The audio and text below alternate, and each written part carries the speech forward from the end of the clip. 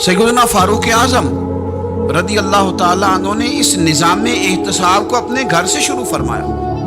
हज़रत उमर फारूक रदी अल्लाह ताला अन्हु अपने बच्चों से फरमाया करते थे कि जब मैं हुक्म लोगों को करूँगा ना, अपनी रियाया को, मुसलमानों को मैं कोई हुक्म दूंगा तो तुम्हें पहले उस पर अमल करना पड़ेगा।